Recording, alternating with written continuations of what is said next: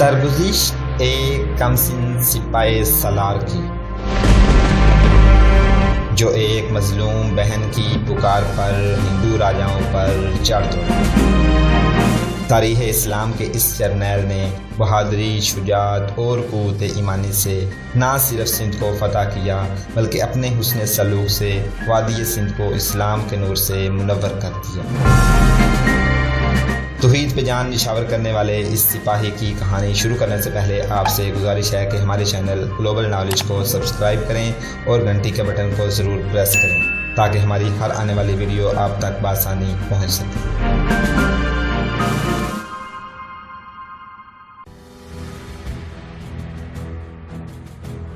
ہم جانتے ہیں کہ آپ ہمیں چھوڑ نہیں دیں گے۔ ان دو آدمیوں میں سے ایک نے کہا، ہمارا جرم ہی کچھ ایسا ہے جس کا اعتراف کر کے ہم نے اپنی گردنیں آپ کی تلواروں کے نیچے رکھ دی ہیں۔ ہم آپ کو یقین نہیں دلا سکتے کہ ہمارے اعتراف کا جو باعث بنا ہے وہ کس حد تک سچ ہے۔ تم دونوں عقل مند آدمی معلوم ہوتے ہو، شبان سقفی نے کہا، اور میں تمہیں یہ بتانا ضروری سمجھتا ہوں کہ میں ان آدمیوں میں سے ہوں جو تم جیسے جاسوسوں کو تیار کیا کرتا ہے۔ تم جھوٹ بولو، میں تمہیں بتا دوں گا کہ یہ جھوٹ ہے یا سچ۔ کیا تم مجھے بتا سکتے ہو کہ اپنی جانب بچانے کے سوا اور کیا وجہ ہے تم نے اپنی اصلیت بے نقاب کر دی ہے؟ ہم نے پہلی بار مسلمانوں کی عبادت دیکھی ہے، ایک نے کہا۔ اذان بھی پہلی بار سنی ہے، اس سے پہلے ہمیں زبانی بتایا گیا تھا کہ مسلمان اذان دیتے ہیں اور نماز پڑھتے ہیں، لیکن یہ آواز پہلی بار سنی اور یہ نماز پہلی بار دیکھی ہے۔ ہم آخر انسان ہیں، ہم نے بدھوں کو عبادت کرتے دیکھا ہے، اپنے مندروں میں جا کر خود بھی عبادت کی ہے۔ ہم ہندو ہیں اور ہمارا تعلق چنا قوم سے ہے۔ ہماری عبادت میں وہ بات نہیں جو ہم نے آج آپ کی عبادت میں دیکھی ہے۔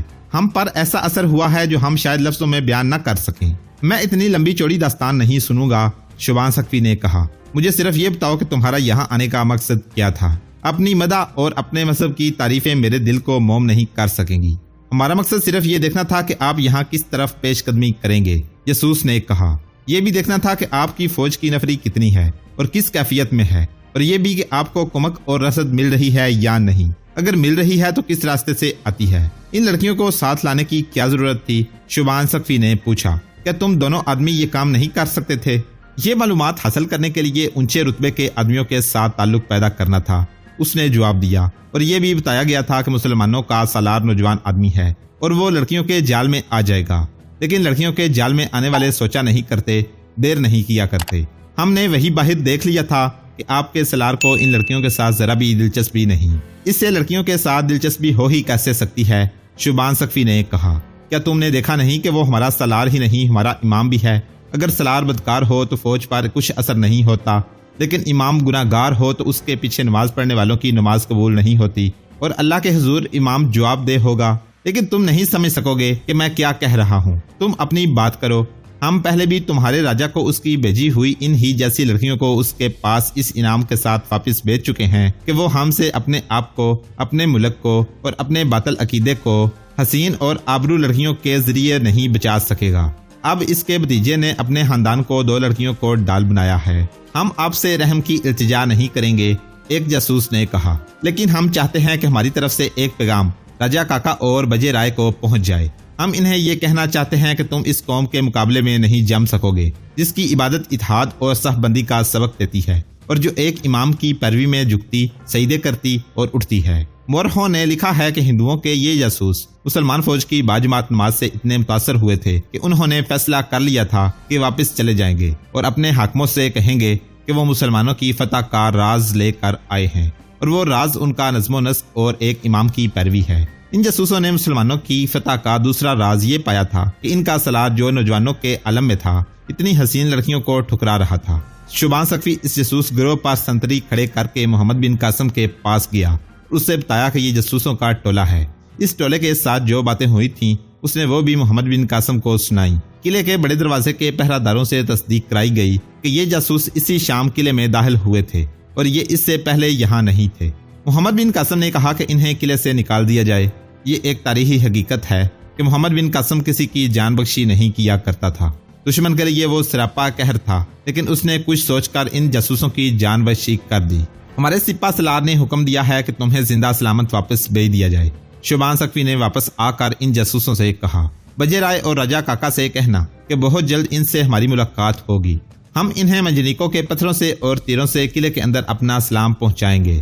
آدھی رات کا وقت تھا جب قلعے کا دروازہ کھول کر اس ٹولے کو باہر نکال دیا گیا۔ بتایا جا چکا ہے کہ بجے رائے سیستان سے بھاگ کر سیسم کے قلعے میں راجا کاکا کے پاس چلا گیا تھا۔ اس نے کاکا کو بتایا کہ مسلمانوں کا لشکر سیلاب کی مانند آ رہا ہے اور کاکا اپنے دفاع کی تیاری کر لے۔ تم جانتے ہو ہم بدھ ہیں، راجا کاکا نے کہا۔ ہم محبت کے پجاری ہیں، کسی کے خون کے پیاسے نہیں، لیکن مسلمان ہر اس انسان کے خوف کے پیاسے ہیں جو مسلمان نہیں، بجے رائے نے کہا۔ میں جاتا ہوں، تم اور کیا کہو گے؟ میں تمہیں کچھ اور کہنے کی مہلت نہیں دوں گا۔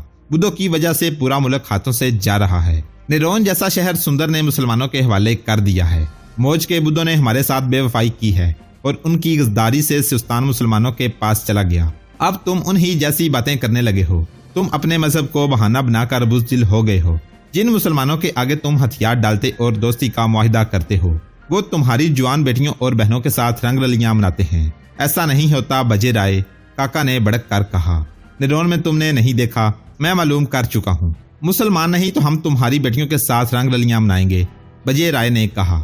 کیا تم بھول گئے ہو کہ تمہارا راج داہر کے رحم و کرم پر ہے؟ اگر تم نے ہمیں دھوکہ دیا تو ہم تمہارے خاندان کے بچے بچے کو ختم کر دیں گے۔ میرا ساتھ دو، مجھے سیستان کی شکست کا بدلہ لینا ہے۔ تم نہیں جانتے راجا داہر کو مجھ پر کتنا بھروسہ ہے۔ پھر بتاؤ میں کیا کروں؟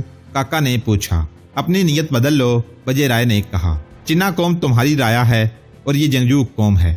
اس کے جوان آدمیوں کی مجھے ایک قوم بنا کر دو۔ کاکا دبک گیا۔ اس نے اپنی نیت بدل لی اور وہ بجے رائے کے ساتھ محمد بن قاسم کی پیش قدمی اور جنگی چالوں کی باتیں کرنے لگا۔ پھر دونوں محمد بن قاسم کو شکست دینے کا منصوبہ تیار کرنے لگے۔ یہ کیسے پتا چلے گا کہ محمد بن قاسم ادھر ہی آئے گا؟ بجے رائے نے کہا۔ میں یہ فرض کر کے کہ مسلمان ادھر ہی آئیں گے، قلعے میں محصور ہو کر نہیں لڑنا چاہتا۔ راجا داہر کا حکم ہے کہ قلعہ بند ہو کر لڑو۔ اس طرح ہم قلعے پہ قلعہ مسلمانوں کو دیتے چلے جا رہے ہیں۔ میں میدان میں ان سے لڑوں گا۔ سیستان کی شکست نے مجھے کہیں کا نہیں رہنے دیا، لیکن یہ کیسے پتا چلے گا کہ سیستان سے مسلمان کس طرف جائیں گے؟ ہم اپنے جاسوس بھیجیں گے، کاکا نے کہا۔ میرے پاس کوئی ایسی لڑکی نہیں جو جاسوسی کے لیے جا سکے۔ ایک یا دو بڑی ہی خوبصورت لڑکیوں کی ضرورت ہے۔ لڑکیاں مجھ سے لو، بجے رائے نے کہا۔ میرے اپنے خاندان میں بڑی خوبصورت اور ہوشیار لڑکیاں ہیں۔ اس نے اپنے خاندان کی عورتوں کے ساتھ بات کی تو یہ دو لڑکیاں بہوشی جاسوسی کے لیے تیار ہو گئیں۔ کاکا نے انہیں بتایا کہ سیستان میں جا کر کیا کرنا اور کس طرح کرنا ہے۔ کاکا کو معلوم نہ تھا کہ جس کام کے لیے وہ ان لڑکیوں کو بھیج رہا ہے وہ اتنا آسان نہیں جتنا وہ سمجھتا تھا۔ اسے غالباً یہ توقع نہیں تھی کہ جس طرح راجے مہاراجے اور بادشاہ کسی خوبصورت لڑکی کو دیکھ کر فوراً اسے محل کی زینت بنا لیتے ہیں، اسی طرح مسلمانوں کا سالار بھی لڑکیوں کو دیکھتے ہی اپنے دین اور مذہب کو بھول جائے گا اور لڑکیاں اس کے سینے سے تمام راز نکال لیں گی۔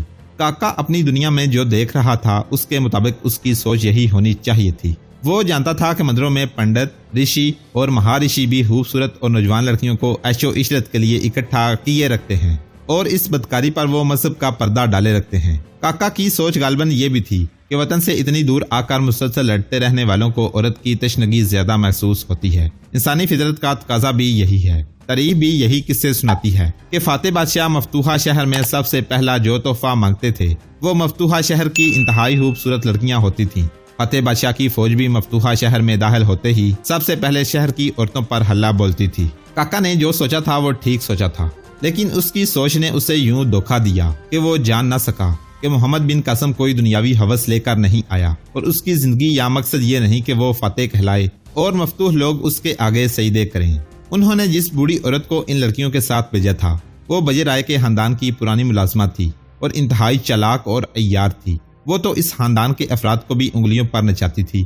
جو دو آدمی جاسوسی کے لیے ان کے ساتھ بھیجے گئے تھے وہ فوج کے عہدیدار تھے اور وہ تیغ زنی، نیزہ بازی اور گھوڑ سواری کے ماہر تھے۔ وہ عقل مند تو تھے لیکن ان میں وہ عقل نہیں تھی جو جاسوسوں میں ہونی چاہیے تھی۔